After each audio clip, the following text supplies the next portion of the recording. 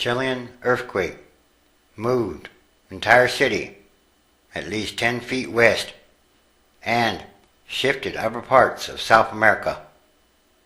The massive magnitude 8.8 earthquake that struck the west coast of Chile last month moved the entire city of Concepcion at least 10 feet to the west and shifted upper parts of South America as far apart as the Falkland Islands and parts of Brazil.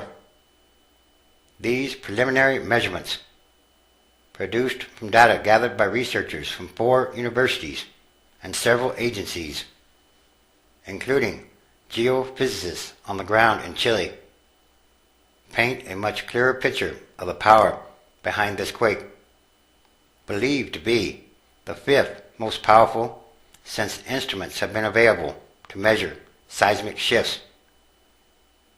The capital of Argentina and across the continent from the quake's epicenter moved about 1 inch to the west in Buenos Aires, and Chile's capital, Santiago, moved approximately 11 inches to the west-southwest. Other cities, like Mendoza, Argentina, northeast of Concepcion, also moved significantly. Yes, entire cities have been moved. The quake's epicenter was in a region of South America as part of the so-called Ring of Fire, an area of major seismic stresses which encircles the Pacific Ocean. All along this line, the tectonic plates on which the continents move press against each other at fault zones. The February Chilean earthquake occurred where the Nazca tectonic plate was squeezed under, or subducted, below the South American plate. Quakes routinely relieve pent-up geological pressures in these convergence zones. The research team deduced the city's movement by comparing precise GPS, global positioning satellite locations, known prior to the major quake, to those almost 10 days later. The U.S. Geological Survey has reported that there have been dozens and dozens of aftershocks, many exceeding magnitude 6.0 or greater, since the initial event on February 27th. Mike Bevis, professor of earth sciences at Ohio State University, has led a project since 1993 that has been measuring crustal motion and deformation in the central and southern Andes. The effort, called the Central and Southern Andes GPS Project, or CAP, hopes to perhaps triple its current network of 25 GPS stations spread across the region. The earthquake will arguably become one of the, if not the most important, great earthquake yet studied. We now have modern, precise instruments to evaluate this event, and because the site abuts a continent, we will be able to obtain dense spatial sampling of the changes it caused. Yes, it did cause great changes.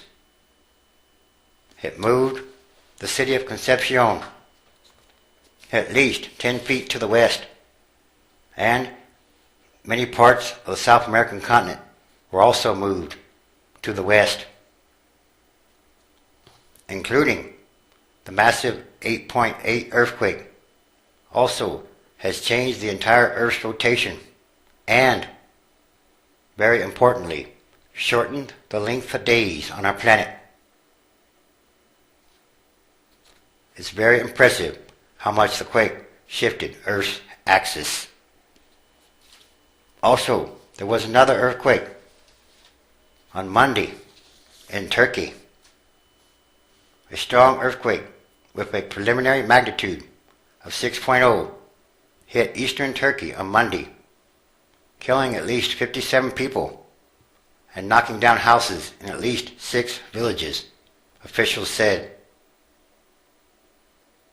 The quake affected numerous villages, toppling stone or mud brick homes, and minarets of mosques, officials and media reports said.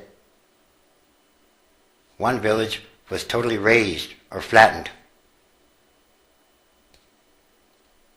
The quake was felt in the neighboring provinces of Concepcion, Bengal, and another province where residents fled to the streets in panic and spent the night outdoors.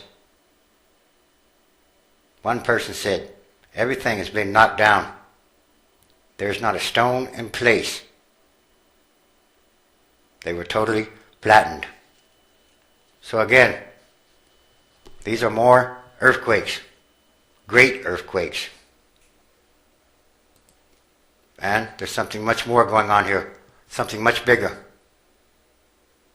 And these are more signs of the end times transition days. The continuing transition is a process. It happens over time. And yes, there are many different kinds or types of signs happening day by day all around the world.